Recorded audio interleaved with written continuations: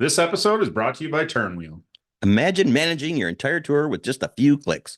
Sounds good, right? It does. That's exactly what Turnwheel brings to the table. Turnwheel is a profitability platform that's specifically linked for the live music industry. Whether you're an artist, manager, or a tour manager, Turnwheel has the tools you need to optimize every aspect of your tour, from budgeting to logistics to live updates on the road. Gone are the days of endless spreadsheets and scattered communications. With Turnwheel, you can manage your budget, track expenses, and keep everyone in sync from one easy-to-use platform. Join thousands of users who are transforming the way they tour. Ready to hit the road smarter, not harder? Visit turnwheel.com and start your 14-day free trial today. Because on tour, every dollar counts. Turnwheel, let's make the road less rocky. Rock and roll! Welcome, fellow lushes. Come on in, pull up a bar stool, and enjoy some cocktails with Dimples and the Beard.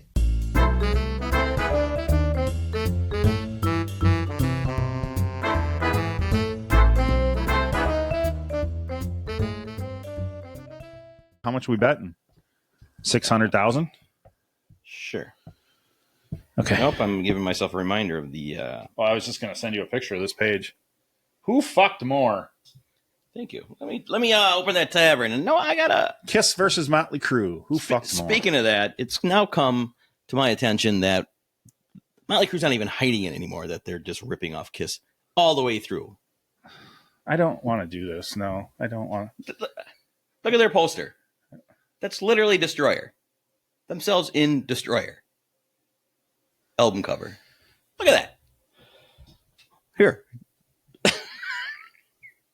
There it is. You can argue it all you want. You can shine. You can cry about it, but it's just the way it is. Here, you want me to be real about it? Look, let's face it. They both fucking suck. Okay, they wrote cheesy, horrible music that fucking was catchy. And Did you see what Dean Schneider just did? Oh Christ! No, I don't care. He's another one who wrote cheesy, shitty fucking music. What did he do? He was singing, and then the audience sang a verse, and he's like, "Hey, shut up! I'm not Vince Neil. I can sing my own songs." That's cool. Good. Can we start for real now? Jesus, touchy. Jesus fucking. I think everybody is over it.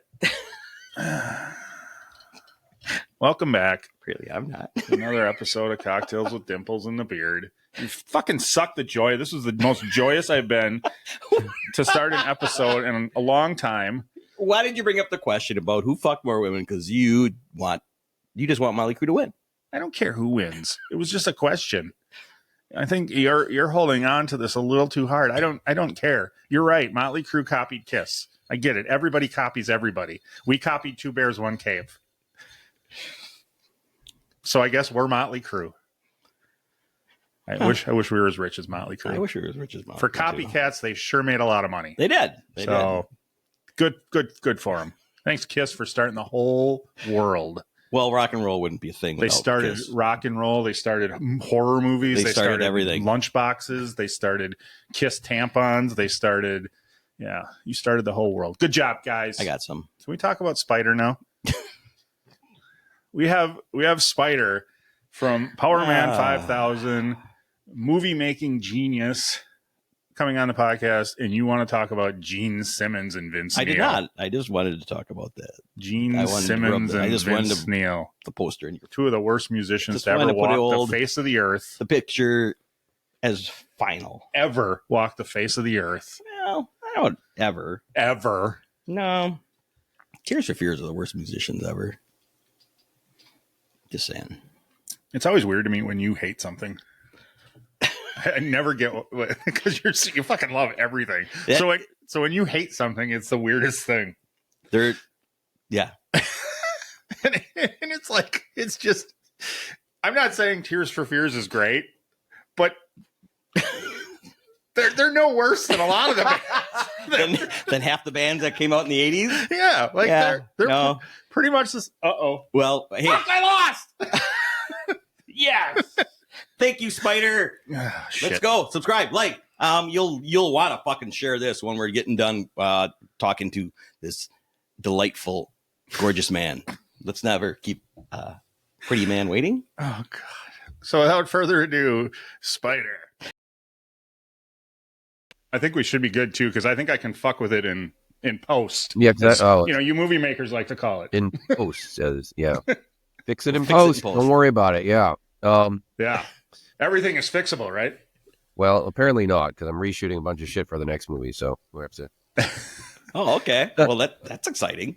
I mean, not the reshoot, but just your next movie, Mhm. which we'll get into. Yeah. So before we get going, let's introduce Spider, Powerman 5000, and movie maker. And I got to tell you, we've done about 200 of these things now, and this is probably the most nervous I've been because I've been listening to you since I was in my early 20s. Wow. And to have you sitting there is fucking surreal. So thank we you so much. We both have gray beards, so that things. Yeah, I didn't look like this when I started listening to No, you for sure. I didn't look like this when I started playing either. So yeah. But still playing you are. I realized after we had messaged back and forth on Sunday that you were playing the Aftershock Festival that day. Yeah. It's been like a crazy. Well, it's been a crazy life, but I mean, in particular, these past couple of years have been insane because it's, as if being in a band and touring wasn't enough, but then it became make a record, go on tour, come home, make a movie, go back on tour, come back, edit the movie, go back on tour. So there really has been very little downtime.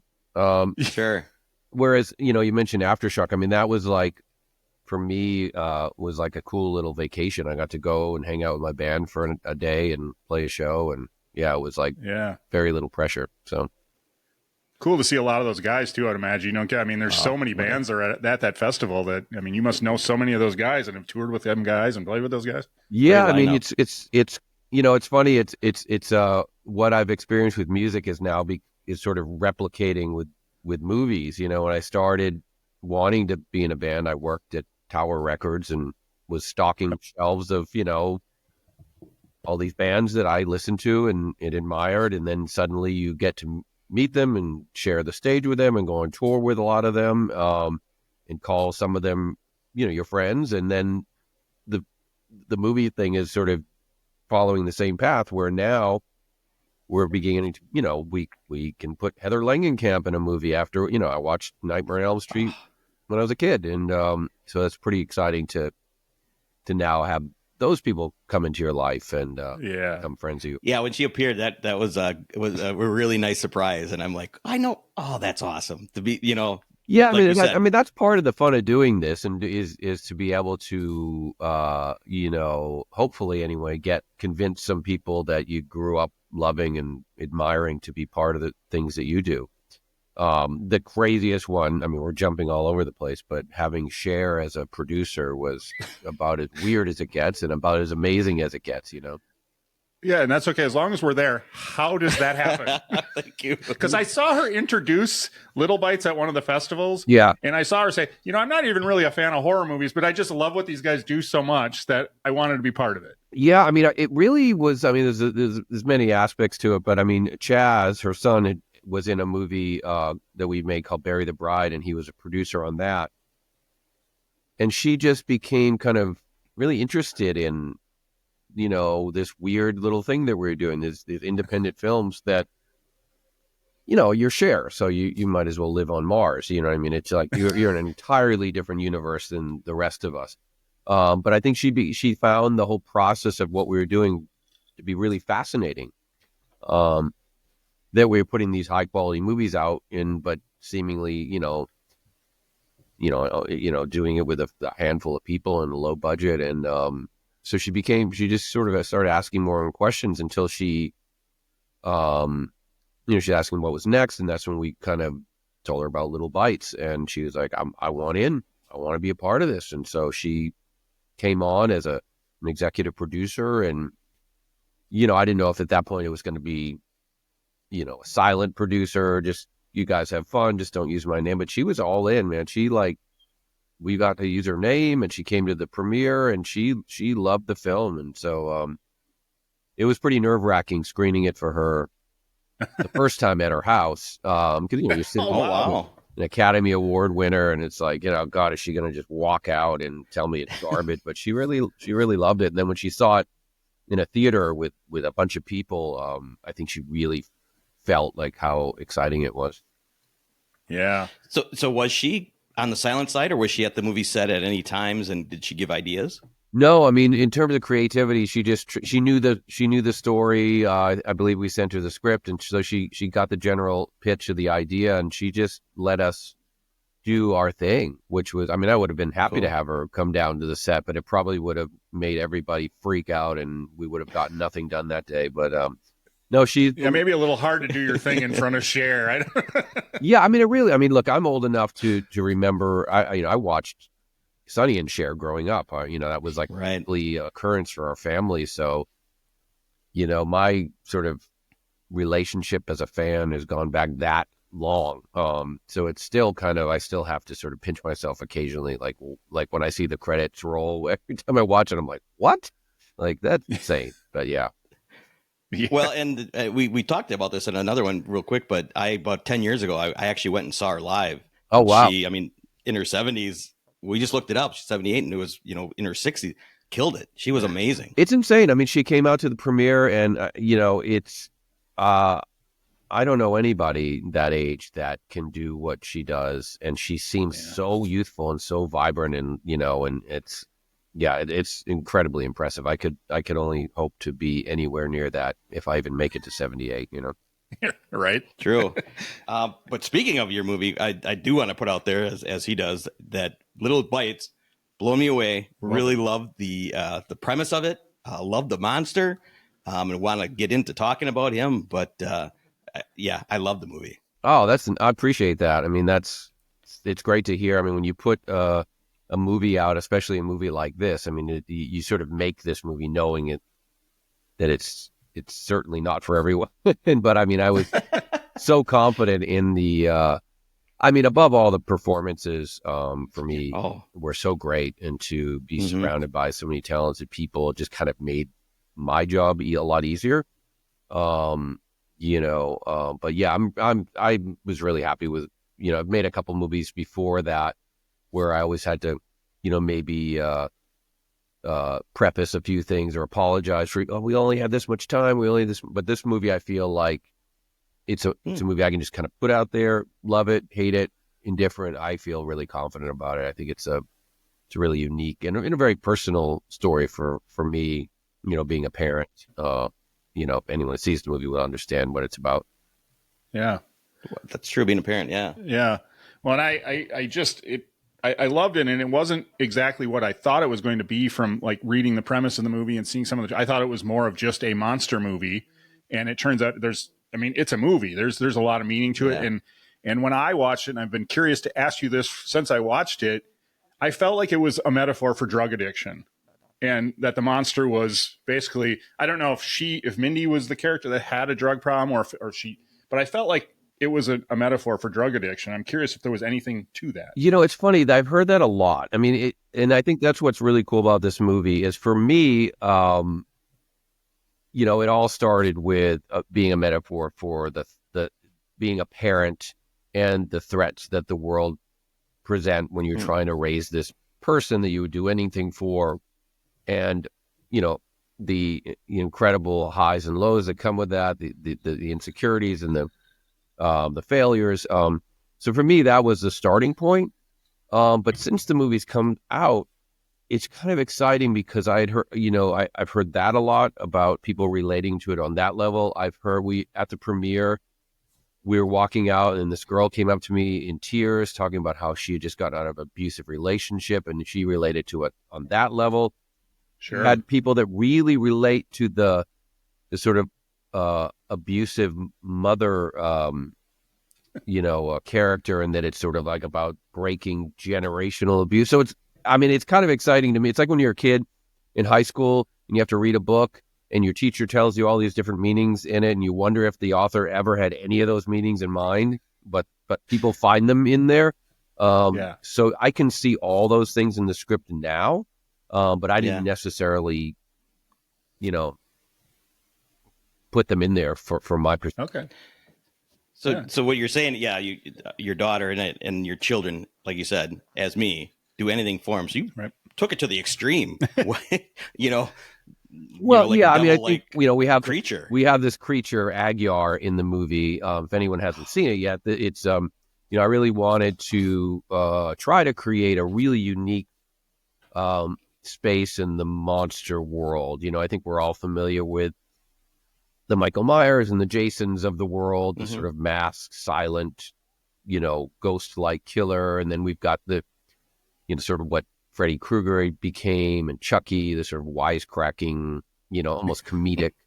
But I was like, man, wouldn't it be incredible to create a monster that his psychological torture was equal to his physical torture? So, he embodies all the things that Mindy is afraid of. And, he questions her motives for being a parent, and that, suggests that his daughter will eventually leave her anyway. So this is all for nothing. And so really like to fuck with all the things that you are, I guess, afraid of when you're raising kids. And then we physically for the monster really wanted to find a look that was really scary and monster-like, but not so prosthetic heavy that John Sklarov, our actor, wouldn't be able to, put a true performance through, which what a brilliant performance. Pretty incredible. I mean, he was method from day one to the end. He never broke character.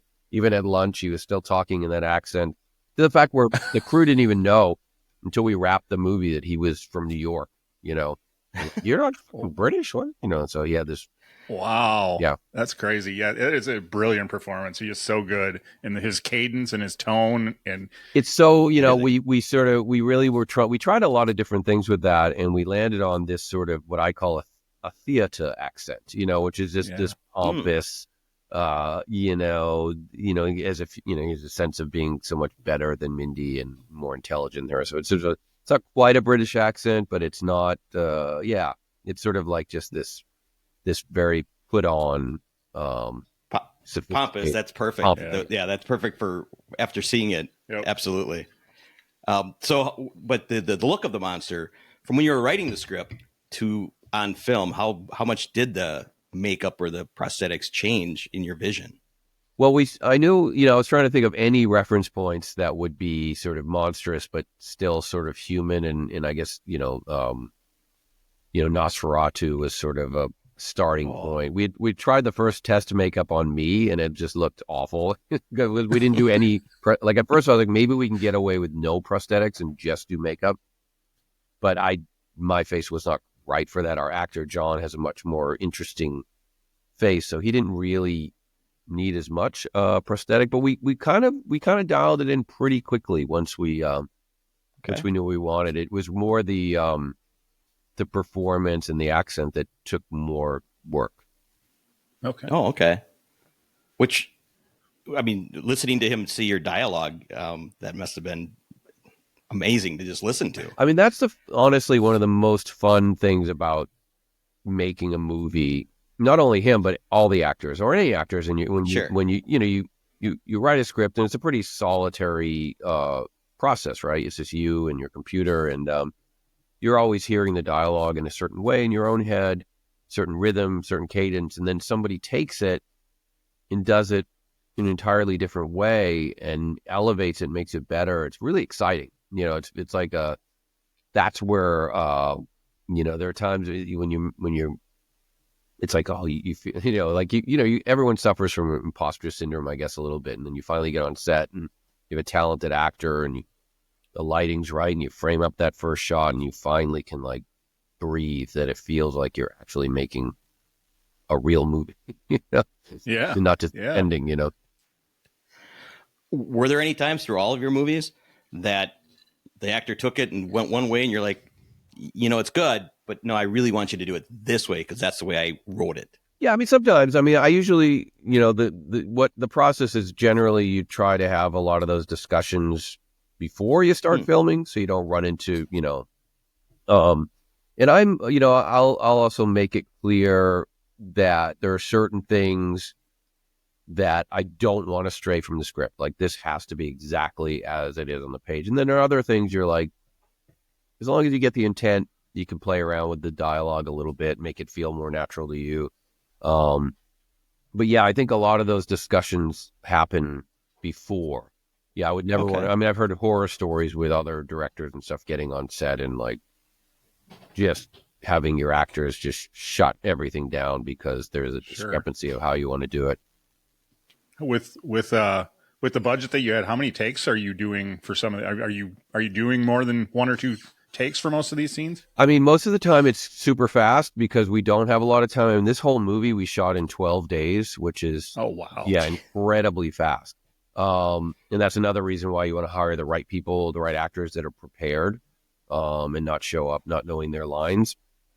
But I mean, generally though, even with time, I don't like to do a ton of takes because I feel like you start to lose it. I know there's stories of Kubrick and stuff doing 100 takes, and maybe that there's I'm sure there's a point to it because he's made some of the greatest movies ever. But I feel like after 3 or 4 takes, you've done it, and especially if it's in a highly emotional, Chrissy in this movie is basically almost crying in every scene, so. If I have it, I've got the tears, I got the snot running down her face. No one fucked up any of the words. Like, there's no reason to, do it to the point where it's not real anymore. Yeah. But I like to joke about our young actor, Elizabeth Caro, who is, she was only 11 when we shot this, and it was incredible. Like, she never needed more than 1 take. I've never seen anything. Awesome. Wow. Sometimes I joke about it, but it's actually true that I would make her do 2 takes so the adult actors wouldn't feel bad that they needed a 2nd take or a 3rd take. Yeah, she's amazing. She's out there lapping the field. Yeah, amazing. So to your point, yeah, I mean, for Chrissy, it was a lot of emotion. Was she drained after every day of filming, or is she one that can pop back? I mean, she'll tell you that it was tough on her. I mean, she said it took her a while to like shake it after we wrapped. Because it really, I mean, we not only did we do 12 days, but we had no days off. So there was no like weekend to like regulate. And most of those scenes, especially with her and the monster, are just in that tiny dark room. And yeah, there's a camera in there, but they couldn't really see the camera. So I think it became very real to her. And the subject matter, it was, when she read the script, she was like, I have to do this. You can't let anybody else do this part. Well, you chose wisely. She's right. She's also brilliant in it, and it's like I said, it's not a horror movie. I mean, it falls in that, but it's a brilliant movie, and just the story is so powerful, and like you said, the performances were so well done that you just find yourself entranced by it. So. I appreciate that. It's nice to hear. Yeah. Well, and that's what I liked about it. Is going into it, yep, there's a monster. It's not the Freddy slashers and just gore. I like the slow tension building that you did with a lot of things. So that brings me to, that reminded me of some 70s horror movies. What were big influences for you in horror? Yeah, I mean, I think a lot of, not only horror movies, but the 70s in general, when movies tended to be a little slower paced, and also, leaned a little more adult content. I feel like we've gotten to a point now where everything, there's very few movies when you go to the theater that you feel like it was made for anyone over the age of 15, you know what I mean? And so I feel like I wanted to make a movie that was honestly geared towards adults, wasn't a kid friendly horror movie, So yeah, those kind of 70s, grittier, more realistic films have always resonated with me.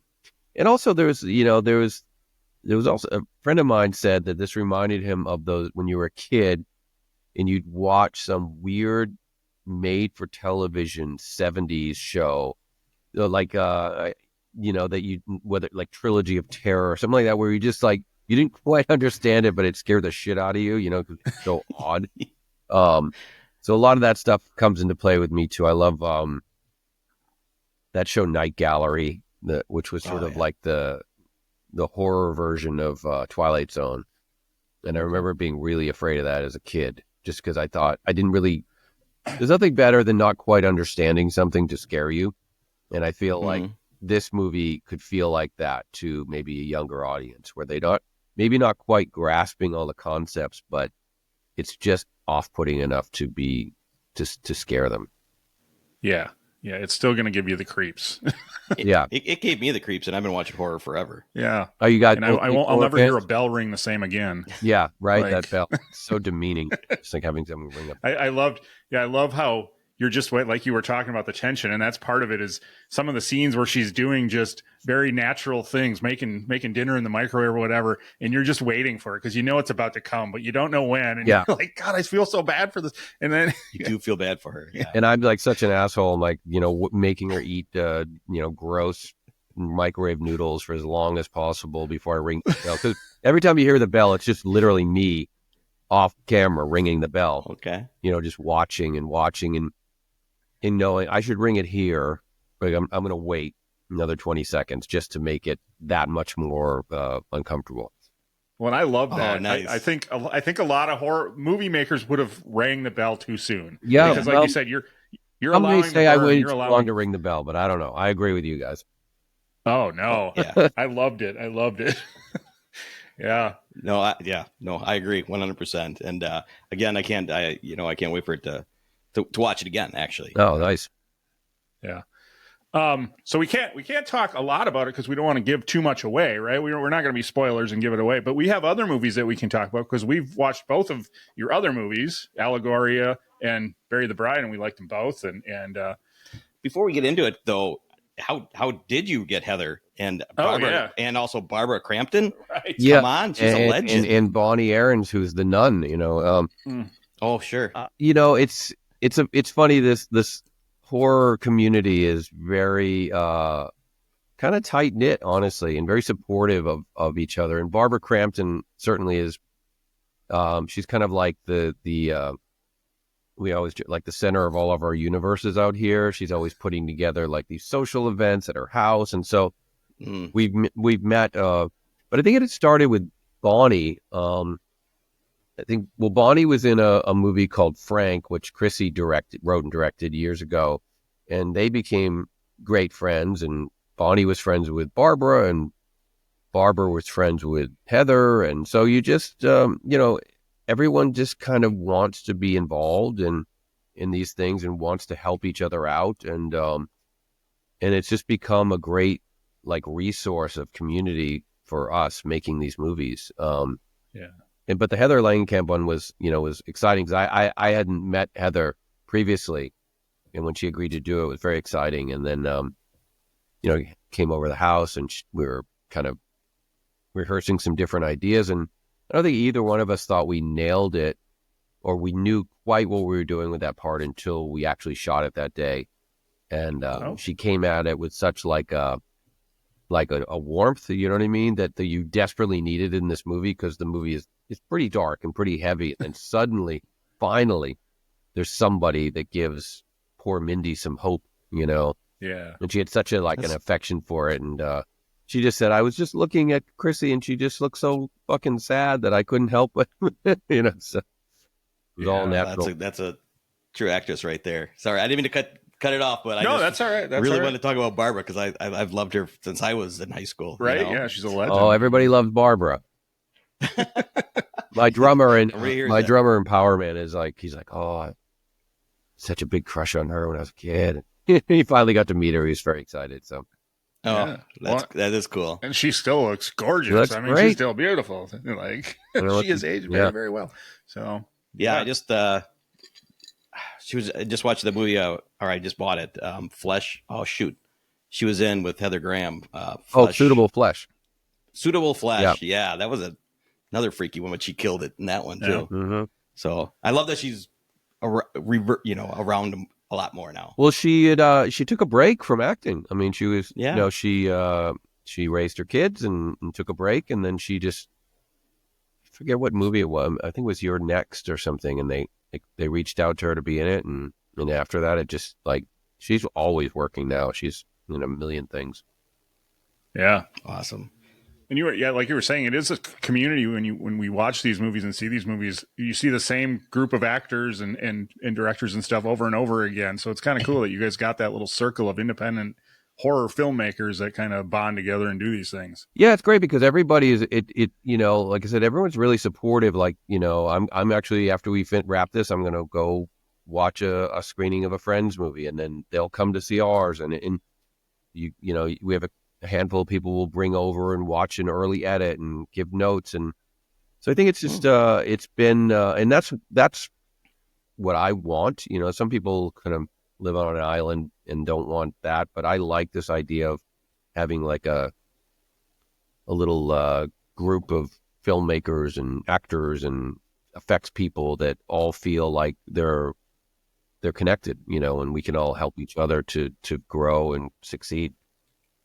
Yeah, you can only make each other better, right? I mean, bringing ideas to each other and bouncing things off each other, and well, and I see, you know, we'll get into your other movies, but a lot of repeat actors and actors. So I mean, it's got to be good feeling for you that you could trust them. That people come back they're too. going to come, like you said. Yeah, I mean, they're going to know their lines. Whenever we start a movie, we start with the short list of like, who do we know? Like, who are our friends? And would they make sense in any of these roles? And then, you know, and then we ask them, well, who do you know? And so everyone always comes with some level of recommendation, professionalism, and, you know, or people we've worked with before. And, you know, when I made Allegoria, and that was the first time I've ever actually tried to make a movie, you know, and that was during COVID, which was a huge blessing because no one was working.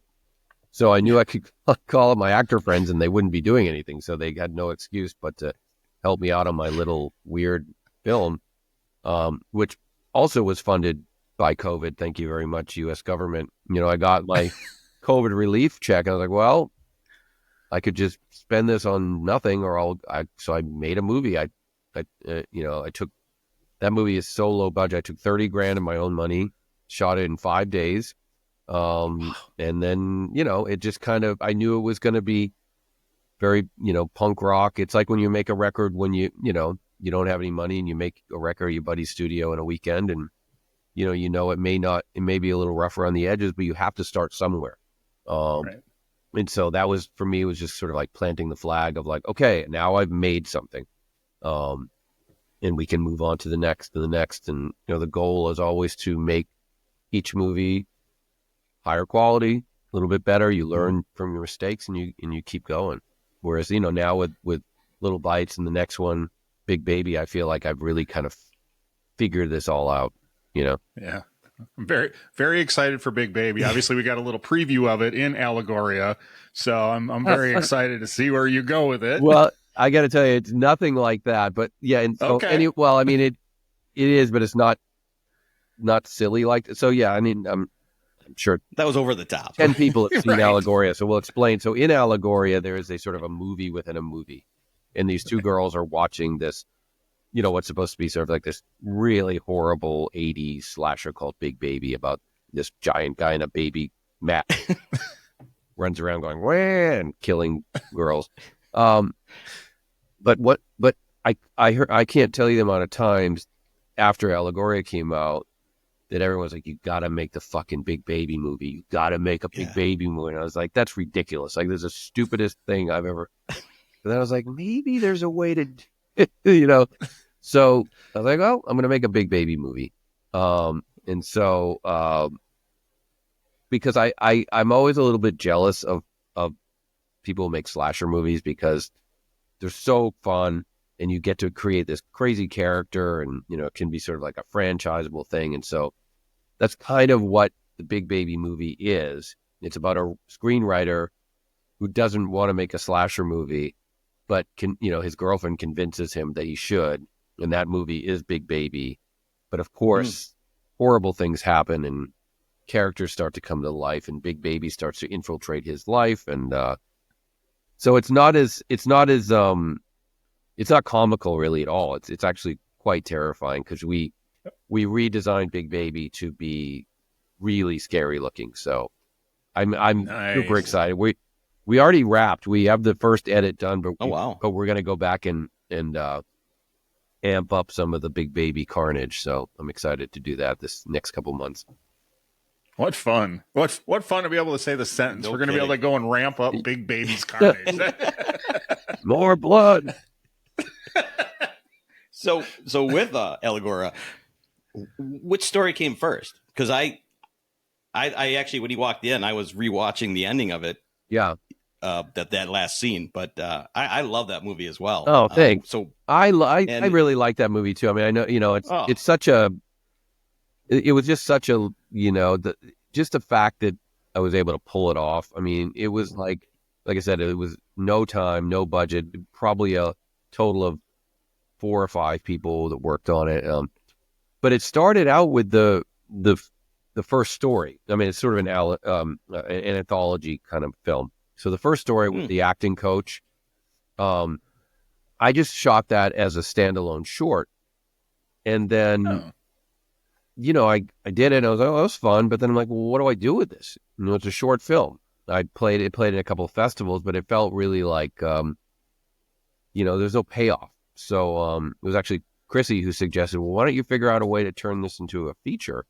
And that's when I sort of developed the concept of doing these 5 separate stories, all based around different art forms, and to sort of subtly intertwine some of the characters and scenarios to connect until finally, like, the 5th story is kind of like the first story. It kind of brings you back to watch it.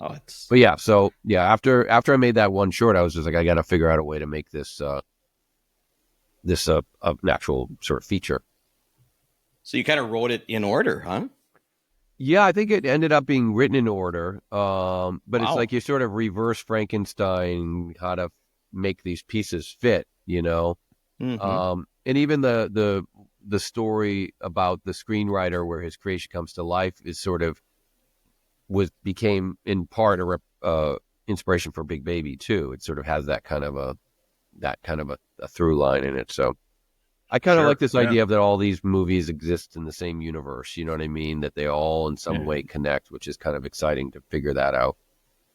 Well, and it's fun for the fans that watch them and get the little Easter eggs and get to pull from, this idea came from here and now it's paying back here. And it's a fun way to kind of string them along like that. Yeah. I mean, certainly in the horror world, people, fans love that shit. They love to deep dive into all these things. Right. You had brought it up, and that's literally in my notes that stood out for me as the screenwriter's scene, just the way you did it, the way you with him talking to himself, and then the sound effects that you put into it. I thought was genius. I've never seen. I don't think I've ever seen anything quite like that. Oh, as he was talking, it was happening. Yeah. And then when he's done, the Whistler came out. Love the Whistler. My God. Yeah, I know. I guess I should write the Whistler screenplay too. So. There you go. He was, he was not he was, his personality, sense of humor was what stood out. I really liked that scene really stood out for me. The actor that played the Whistler is now playing Big Baby in the Big Baby feature. So, yeah. So, once again, it's just all these guys coming in and, everyone really wants to be a part of stuff. So, it's cool. Well, yeah, I would imagine when you start making great movies like this, I'm sure everybody now it's probably a little, your phone's ringing instead of you having to call people. People are like, hey, what are you making next? Can I be in that one? Yeah. I mean, fortunately that's that. I mean, not as much as I'd like, but yeah, is what's I mean, sometimes if you don't recast somebody, they're like, why wasn't I in the new one? Yeah. I would imagine. So what were, to a non-musician, the 6 notes, and how did you come up with the 6 notes? I don't remember what the notes were. I just came up with them sitting. We have this little electric piano in the house, and I am not a keyboard player by any means, but I just sat there and plinked around until something sounded evil, Evil and creepy, and it worked. Yeah, well, I mean, I think as long as you put a black key in there, it makes it evil. I don't know. I think it's like a Black Sabbath thing. It's like I forget what the technical there you term. Go. Yeah. It's telling all the trade secrets. Yeah. That was a cool transition too, from the band to that, for her trying it out, and wow, I mean, Chrissy's acting in her bed She's good at being being like, possessed she's definitely was wow. good at being a mess. You know what I mean? Like, it's funny because in Big Baby, she plays the girlfriend of the screenwriter, and she kind of has to be she's like the most normal person in the movie. And it's kind of weird because she's like, finally, I get to look like a human being. Cause in Little Bite, she's just like, looks drained and just Sure. terrible. And she hated the clothes because I made her dress up like 70s with like jean skirts and stuff. And she was not loving that. But, in Big Baby, she actually gets to look like nice. So it's like normal. Ooh, I did like the house that they lived in. and the flower wallpaper. The house is incredible. It's we got to find it's actually in Simi Valley out here, and it's just the guy who owns it.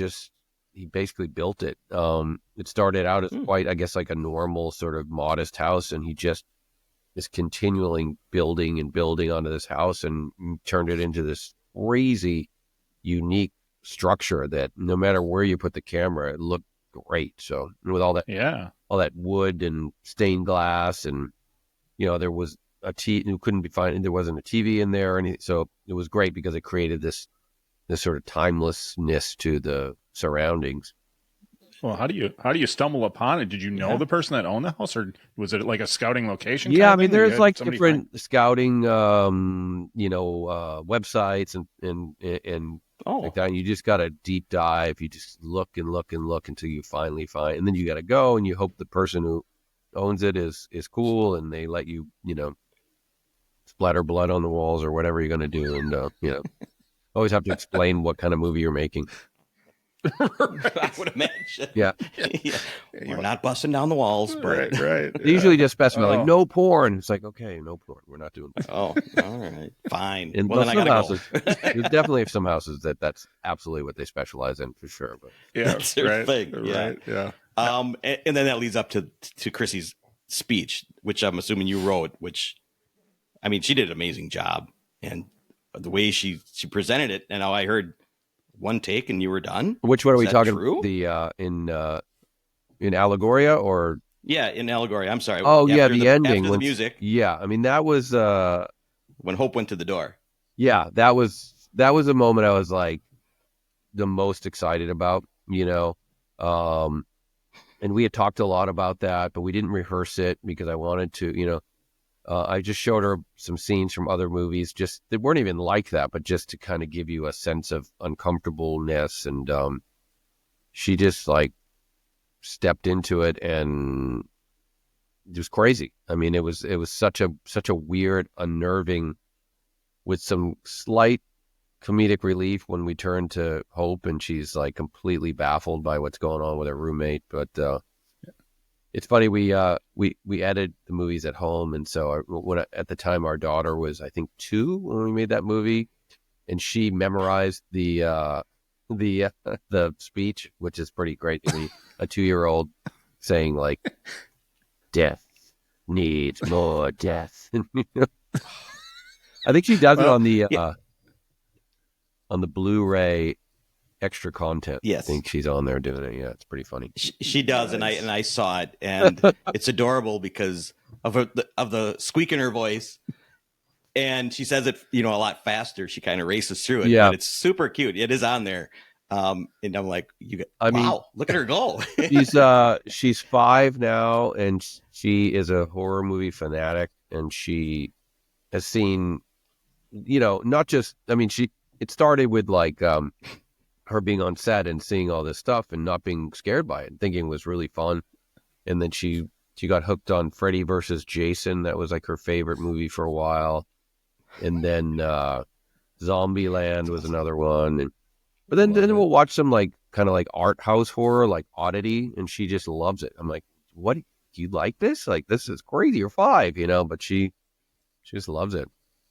I mean, when you're friends with Art the Clown, you probably do like some horror. I mean, that is another thing. Yeah, we haven't let her see those ones yet. I mean, it might be a little tough watching her mom. No, I don't blame you. But she loves Art the Clown. I mean, her 5th birthday party was themed Art the Clown versus Zombieland. That was the theme. So we had and Art the Clown was here, the actual actor. So that was pretty amazing. That's Wow. insane. Yeah. That's fucking awesome. Right there. That's So zombie, did she have a Twinkie cake? We had, oh, that's so funny. Somebody brought Twinkies and she hid them like around the house. So you had to find the Twinkies. Yeah. It's also a little weird when your 5-year-old is running around the house saying "nut up" or "shut up" because her hero is Tallahassee, you know. And she's always like, "Hey, Daddy, look what I learned." She's like, "I'm like, what? Like Zombie Land," you know. I'm like, "Oh, great." Does she know just how traumatic it was for all of us to watch Zombieland to see Bill Murray get killed? Does she? I don't think she knows who Bill Murray is and doesn't really care. no. Wow. She's gonna. Well, and you made a movie with her. Well, Sure. she's got a little bit. She's got a little shot in Little Bites. She's the little girl running around in the park. But yeah, she I guess she told her mom that she wanted to star in a movie. So she's like, all right, we'll make a movie. So they made a short film called Hymns where she stars in, which is when she was, I think, 3. It's cute. I wish I had that and- when I was a kid. Hey, Mom, make me a movie. You know. No kidding. I want to see it, but it's so hard to find shorts sometimes. out Yeah, there. I honestly don't even know where it is. It might be maybe YouTube. I'm not sure. Yeah. Right. We've had other people on, and it's like there should have be a shorts, place yeah. some great shorts out there, but you can't find them. Yeah. That's why I just stopped making them because it's, I mean, they're great practice and they're great fun to do and you can make them for, close to no money, but yeah, I don't know what to do with them after that. That's true. So the last thing, not the last thing, because I could talk all day, but so is that, in the movie, you say creative brain is a damaged brain. Where did that come from? Did I say that? Just from people you know? Well, I remember, listening to the radio, like public access radio or something, and there was an expert on the brain and talking about that technically, yes, like the creative process is actually something wrong with your brain in the sense that, like if I said to you, if you had no level of creativity and your brain functioned in purely like logical way, and I use the phrase like, oh, her face is like the sunshine, you would imagine someone's face on fire and burning up. Right. You wouldn't imagine this beautiful glowing face. And so, I thought what a fascinating concept that like you're being creative is actually something going wrong. Like your brain is not putting A and B together, putting A and C together, A and D. And I guess it was maybe justification from that I'm okay because, I can't help it that's all I can do is creative stuff because I can't do anything else in my life. Sure. Well, I'm curious, Okay, well- as long as we're talking about that and you mentioned childhood, obviously your brother is Rob Zombie and you both grew up doing music that was kind of, horror, sci-fi based Theatrical. and then got into movie making. What were your parents into all of this stuff or where did you both come up with the love for all this? Yeah, I think, no, my parents were not. They were quite normal and not really creative people by any means. My dad worked in a factory and my mom stayed home until we were in high school. And we lived in a town in Massachusetts where it wasn't like we grew up in a city with lots of exciting things happening. There really wasn't that much going on, but for whatever reason, we both really got sucked into TV and movies and comic books and music. And, I think it was just for me, and I'm sure he would probably agree, it was just sort of like a window to the rest of the world, that there was more out there other than our small town. And so I just became, we would watch everything. We would watch 8 hours of TV a day, you know what I mean? And we collected comics and we were always drawing or painting and watching movies, movies that you like I referenced my daughter, like things that you wouldn't think young kids would be watching, but we would go to the video store and rent like crazy, wildly inappropriate horror movies, or not even just horror movies, just anything. We just really loved it. And for me, I think that, the one thing that was always important to me, or not important, but just drove me, is that I felt like it was never enough to just be a fan. Even though I was such a fan of all this stuff, I always wanted more. So, you know, it wasn't enough just to be a fan of music. I wanted to make music. It wasn't enough to be a fan of movies. I want to make a movie. I just want to be a part of whatever that is, you know, in the universe, putting things out there, creative things. And, you know, it's just always just driven me to just do what I do. Yeah. I got to talk music a little bit before we let you go, Of course. because Powerman 5000 just put out an album in 2024, Abandoned Ship, and in my opinion, it's as good as the first albums, and I absolutely love it, and it brings me back to the 90s, and it gives me that feel. But I'm curious, there's a lot of songs on it that almost feel like, is it like a retirement album? Like there's some song like The Last Chapter and Invisible Man. I'm like, is this like the end, or You know what? Every album has been the retirement album since 1997. Like, There you go. these Kiss? it's like every time I make a record, I'm like, that's it. This is and then I'm then like, you know, 11 months later, I'm back, you know, screaming into a microphone. Because I mean, even if I look back on, you know, even tonight, The Stars Revolt, it's like Watch the Sky for me. Like, oh, this is a great goodbye. Like when I'm done, you know. And then we did the one after that, Anyone for Doomsday. And I think there was a song on that. Can't remember what, but I feel like I'm always putting that vibe out there. Like, yeah, the last chapter. Like, but I didn't say this was I said here comes the last chapter. So that could be Okay. like 10 albums from now. Yeah, I don't know. Well, I mean, hope so. Right. Yes. I feel like I'm never going to stop doing any of this until I just can't do it anymore. Because just when I feel like, you know, that's it. You know, I don't want to. And then I go do Aftershock and play in front of 20,000 people. And it's like, what am I, crazy? This is like the greatest existence I could ever ask for. So whatever, you know. That's got to be a great feeling. I mean, Is there two? The music has been, you know, I mean, I've been incredibly lucky with all these things, because I always like to say that, you know, anything I've done in my life, I've been like 0% qualified to do it. I just figure out a way to do it, you know, music, movie, anything. I just go, I want to do this, and I kind of figure it out. But, you know, the movies have been really fun because every step is something new. You know, like with Little Bites, we got into some movie theater. It was such an exciting thing. And the music, I don't know if there's anything new for me in music other than just the process of creating. You know, I played in front of 10 people, and I played in front of 100,000 people, and everything in between. And it's been a roller coaster ride of ups and downs, but I feel like I've kind of seen it all.